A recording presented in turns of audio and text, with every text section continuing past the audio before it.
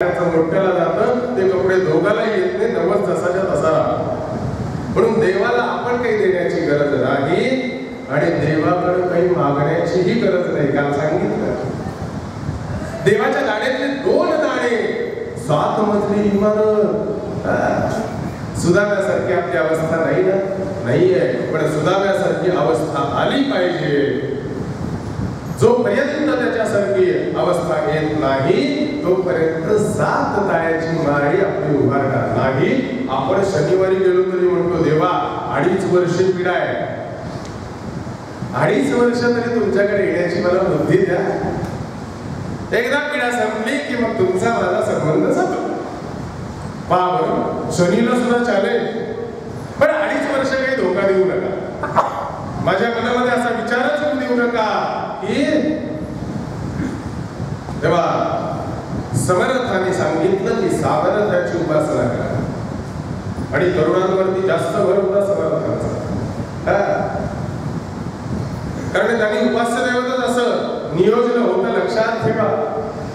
त्यांनी स्वतः प्रपंच केला नाही, पण समर्थाने कधीही प्रापंचिकाचा द्वेष केला नाही. समर्थाने सांगितलं प्रपंच करावा नेट का, प्रपंचात विवेक असावा. माझं माझं, काल परमपूजकांनी सांगितलं माझं ते माझं तुझंही माझं. याला विवेक म्हणत नाही तो, याला विवेक म्हणत नाही. याला काय नाव द्यायचं ते तुम्ही ठरवा. फक्त परमपूजकांना आपल्या मनातली ही वृत्ती मान्य नाही हे आत्मसात करा. अवघड नाहीये. सत्संगासाठी लवकर येणं आपल्याला कठीण वाटतं. जाऊ दे ना, काका सहवासातलाच येतात, आपण लवकर कशाला जायचं. लक्षात घ्या. आणि सभागृहामध्ये आल्यानंतर सुद्धा आपण रामनाम करत नाही हो, वेगवेगळी नावं घेत बसतो कोणाची कोणाची. का हो काल उशीर झाला तुम्हाला? नाही रिक्षा मिळाली नाही, आणि तो रिक्षावाला इतका डाकरट होता, परवाच्याने 5 घेतले आणि 10 घेतले. सत्संग सभागृहामध्ये आपण हे बोलायचं नाही, हा नियम करायचा. आपण परमपूज्य काकांच्या फोटोला महाद्वारात लावलाय फोटो, इथं नाही. त्यांचा फोटो पाहिला की तिथून आपल्या मनामध्ये आलं पाहिजे श्रीराम जय राम जय जय राम. आणि ते कुठपर्यंत? इथून घरी पोचेपर्यंत. लक्षात ठेवा. हे ज्यावेळी माझ्याकडनं घडेल त्यावेळी मी सभागृहामध्ये माझ्या भावशुद्धतेमध्ये. लक्षात ठेवा. घरातून निघाल्यापासून भगवंताला भेटण्याची इच्छा होती सुदामदेवाची. सुदामदेव देवाला देवाला देवाला देव भेटणार होते. देव म्हणजे कोण? जो देतो तो देव. काय आपण पण बऱ्याच जणांना देतो की त्रास, त्रास देतो तो देव नव्हे. देतो तो देव. काय देतो? मनुष्य जन्म देतो, मनुष्य जन्म जगण्याची व्यवस्था देतो, मनुष्य जन्म जगण्याची बुद्धी देतो, विवेक देतो, प्रेम देतो, दया देतो, क्षमा देतो, शांती देतो, वात्सल्य देतो. हे सगळं जे देतो ते देव. आणि वेगळं काही मिळतं ना, ते आपली संपत्ती आहे. काय मिळतं आपल्याला? द्वेष, मत्सर, राग, लोभ, काम, क्रोध. कुणाला माहित नाही सांगा? माझ्या माता माऊलीला मी हात जोडून विचारतो, माझ्या मायबापाला मी हात जोडून विचारतो की षडरिपू वाईट आहे, एखाद्याचा द्वेष करणं वाईट आहे, एखाद्यावरती रागावणं वाईट आहे, हे कुणाला माहित नाही सांगा? दुसऱ्यावर रागवायचं म्हणजे आधी आपल्याला घाम फुटतो. दुसऱ्यावरती रागवायचं, एखाद्याचं वाईटपण प्रगट करायचं तर ते सगळे शब्द आधी आपल्यामध्ये तयार करावे लागतात. तो मनुष्य किती वाईट आहे, किती प्रमाणात वाईट आहे, त्यांनी काय काय वाईट कर्म केलं, त्याचं कसं कर्म होतं, म्हणजे हे सगळं आधी माझ्या हृदयामध्ये. म्हणजे दोष आधी कुठं निर्माण झाला? माझ्या आतमध्ये. आणि मग त्याच्याकडे जर तो अरुण काकाचा शिष्य असेल तर तो काय म्हणे? जे तुम्ही मला म्हणाला ते माझ्या गुरुचरणी, गुरुचरणार्पणमस्तु. परमपूज्य काका आपला नमस्कार सुद्धा म्हणतात सद्गुरार्पणमस्तु. स्वतःजवळ काहीही न ठेवण्याची वृत्ती म्हणजे साधक वृत्ती. लक्षात ठेवा. आपण सांभाळतो. प्रापंचिकाला सत्यनारायणाचा प्रसाद सुद्धा प्रापंचिक कसं वाटतो मी सांगितलं. एवढंच जातो. मग त्या विचाराला 2-3 वेळा लाईन लावावी लागते. हा माझ्यासाठी, हा माझ्या मुलासाठी, हा माझ्या आलेल्या पाहुण्यासाठी. जर आम्ही मोठा द्रोण दिला तर तो 3 वेळा लेख लावेल का? तसं देवाकडे एकदाच मागा. काय मागायचंय? आता जर मी इथे विचारलं काय मागायचं देवाकडं, कोण म्हणेल मला हे, कोण म्हणेल मला ते, कोण म्हणेल नाही. लक्षात ठेवा, कलियुगामध्ये एकच गोष्ट सातत्याने भगवंतांना मागा.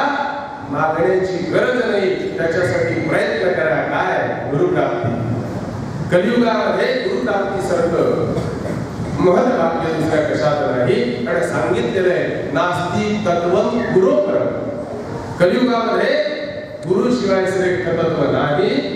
पूर्वीही नव्हतं आणि पुढेही नसणार आहे. कालच्या प्रवचनाची, कालच्या दिवसाची सांगता होत असताना गुरुदेव म्हणाले गुरु ब्रह्मा गुरु विष्णू गुरुदेव महेश्वरा गुरु साक्षात कोण आहे? मला सांगायला परब्रह्म मिळालं त्याला आणखी काही मिळवायची गरज आहे का? नाही. पण परब्रह्माची ताकद काय आहे? परब्रह्म किती मोठा आहे? अशा परब्रह्माच्या चरणी लीन होण्यासाठी, अशा परब्रह्माच्या कृपेस पात्र होण्यासाठी. कारण ज्या पद्धतीने कलियुगामध्ये गुरुशिवाय श्रेष्ठ तत्व नाही, त्याचप्रमाणे शिष्याचा भाग्योदय सुद्धा कधी होतो? सांगितले शास्त्रात, गुरुकृपा ही केवलम परमं शिष्य. शिष्याचं एकच ध्येय पाहिजे, काय? गुरुकृपा. दुसरं काही नाही. अरुण काकांकडे गेलं की मला हे मिळालं पाहिजे, ते मिळालं पाहिजे. अहो, कृपा झाली की सगळं मिळतं. कृपा काही अशा विशिष्ट एका कामासाठी नसते. कृपा ही एकदा झाली, एकदा तुम्ही 10वी पास झाली की परत 10वी बसावं लागतं का? एकदा तुम्ही ग्रॅज्युएट झाली की परत ग्रॅज्युएट, डबल ग्रॅज्युएट व्हाल. परत पहिल्यापासून नाही का? नाही, आता ग्रॅज्युएट झालो, आता पहिलीच ऍडमिशन घेतो, असं होतं का? नाही. ग्रॅज्युएट झाला की पुढचं शिक्षण. तसंच आहे. एकदा कृपा झाली की परत काही लागत नाही. पण ती कृपा होण्यासाठी जसं आपण म्हणतो की PhD करायची, अभ्यास केला पाहिजे. म्हणून शिष्य हा शिकतच असतो. जो शिकतो तो शिष्य, आणि चुकतो तोही शिष्य. पण शिष्याला एक नियम आहे, व्यसनी मनुष्य रोजच तीच चूक करतो, म्हणून त्याला व्यसन आहे असं म्हटलं जातं. त्याला माहितीये दारू वाईट आहे. कोणाला माहित नाही सांगा दारू वाईट आहे? कोणाला माहित नाही सांगा भांडण करणं वाईट आहे? कोणाला माहित नाही सांगा दुसऱ्याला वाईट म्हणणं वाईट आहे? तरी सुद्धा आपण ती गोष्ट सोडतो का? नाही. पण इतकं ठीक आहे, मी म्हणतो आपल्या पर्यंत ही गोष्ट ठीक आहे. साधूंना, संतांना, गुरूंना लक्षात ठेवा, गुरुदेवांनी सांगितलं नदीचं मूळ आणि संतांचं मूळ याच्याविषयी कधीही चर्चा करायची नसते. कारण गुरुदेवांनी सांगितलं चर्चेनं बिघडतं आणि चिंतनाने घडतं. जर आपल्याला घडायचं असेल, याच मनुष्य जन्मामध्ये अतिच्य कोटीचा परमानंद प्राप्त करायचा असेल, तर प्रथम आपला भाव हा सुदाम देवासारखा असला पाहिजे. आपण द्यायलाच तयार नाही. लक्षात घ्या, इतक्या मोठ्या राजाकडे जाताना सुद्धा विचार केला आणि आपल्या पत्नीला म्हणाला, अगं देवाची ज्यावेळी भेट होईल त्यावेळी मी त्याला काय देऊ विचारेल. भेट काय भेट दिली म्हणून लक्षात ठेवा. गुरूंकडं, आपल्या बहिणीकडं, आपल्या मुलीकडं आणि राजाकडं आणि देवाकडे जाताना कधीही रिक्त हस्ते जाऊ नये. त्यांचं दर्शन कधीही रिक्त हस्ते घेऊ नये. हा नियम हा नियम पाळला गेला पाहिजे. जोपर्यंत आम्ही, लक्षात ठेवा, जोपर्यंत आम्ही पेरत नाही तोपर्यंत उगवेल का? नाही. आम्ही नैवेद्य दाखवल्यानंतर प्रसाद म्हणून खातो ना, पण तो नैवेद्य दाखवण्यासाठी आधी आम्ही समोर देवासमोर ठेवतो, त्याच्यावर तुळशीपत्र ठेवतो, पाणी फिरवतो. नाही येत असलं तरी नाक करून दाखवून आम्ही हात का होईना खा देवा. प्राणाय स्वाहा अपानाय स्वाहा, काय तुला मंत्र येत असतील ते म्हण, ते खा. का? तू लवकर खाल्लं तर मला पण मिळेल ना. म्हणजे आधी दिल्याशिवाय आपण खायचं नाही हा नियम तुम्हाला मान्य आहे, पण तो एका विशिष्ट दिवशी, इतर दिवशी आपण आधी खायचं. लक्षात घ्या, रोज द्या. नाही जमलं तर मी सांगितलं होतं, काय सांगितलं होतं की त्याला द्यायला नाही जमलं तर जेवायच्या अगोदर त्याचं नाव तरी घ्या. किती जण नाव घेतात तू? हात वर. सातत्याने संख्या वाढते, आनंदाची गोष्ट आहे. खरोखर या गोष्टींच्या अनुभूती सांगितलं ना, ज्यांना 4 श्लोक येत नसेल त्यांनी लिहून घ्या, पण म्हणण्याची अनुभूती घ्या. सकाळी उठलं की करा व्यवस्थित म्हणा. तुम्ही मोठे भगवंतापेक्षा मोठे झालात का सांगा? तुमचं घर रामाच्या अयोध्येपेक्षा मोठं आहे का? नाही. अहो, त्या भगवंताच्या सृष्टीतल्या यत्किंचित मानव आहोत, एक प्राणी आहोत. आम्ही सुद्धा त्याची कृतज्ञता व्यक्त करूनच प्रत्येक गोष्ट आत्मसात केली पाहिजे. हा कृतज्ञतेचा भाव ज्याच्या हृदयामध्ये असतो त्याला शिष्य.